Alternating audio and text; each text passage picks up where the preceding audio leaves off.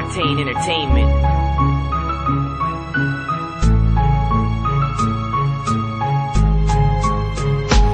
Lahat ng tao sa mundo ipinanganak na walang dala, kahit isang bagay na nakahawak sa kamay niya.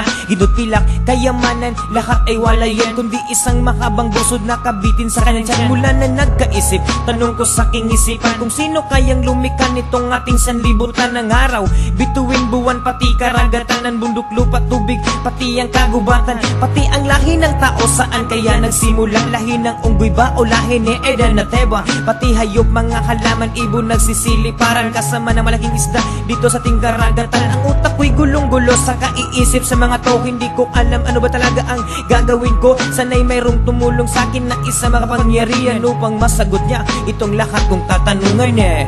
May iisang Diyos na makapangyarihan, nasang pinagmulan dito sa ating sanlibutan. Siya rin ang may hawak ng ating mga buhay. Siya ang Alpha at Omega na walang papansay. Araw ako'y napunta sa isang kapulungan na ang pinag-usapan Diyos na makapangyarihan, na siya daw lumikha ng langit at lupa, pati lahat sa daigdig sa kanya daw nagbulat. Hindi ako naniniwala sa sinabi nila, kaya tinanong ko sa leader kung ito'y totoo ba, at binasa sa akin ang aklat na Biblia. Ako'y nasyak, biglang tumulo ang luha ng mata, at doon ko agad nalaman ng katotohanan na may isang Diyos palang mapagmakal na siyang pinagmulan ng lahat ng bagay, pati lahat ng may buhay dito sa ating daigdig na walang kapantay. Mahal pala tayo ng Diyos, ngayon ko lang to nalalaman, at binigyan ng pagkataong pumili ng masama o kabutihan, na ang gusto ng Diyos ay dapat matakot sa Kanya dahil siya ang may hawak ng buhay at kaluluwa. May iisang Diyos na makapangyarihan, nasang pinagmulan dito sa ating sanlibutan. Siya rin ang may hawak ng ating mga buhay.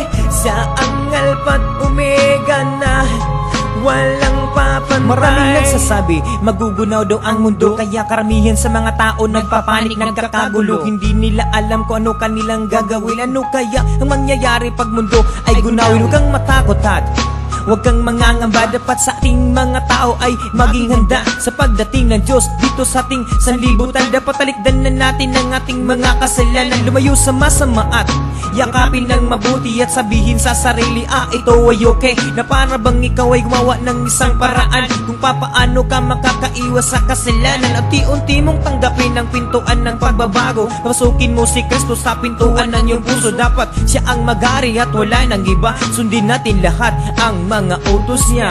Hey, may iisang Diyos na makapangyarihan, nasang pinagmulan dito sa ating sanlibutan. Siya rin ang may hawak ng ating mga buhay. Siya ang Alpha at Omega na walang papantay. Mahal ka ng Diyos. Yeah, Arklan Production. Mahal ka ng Diyos. Yeah, Arklan Production.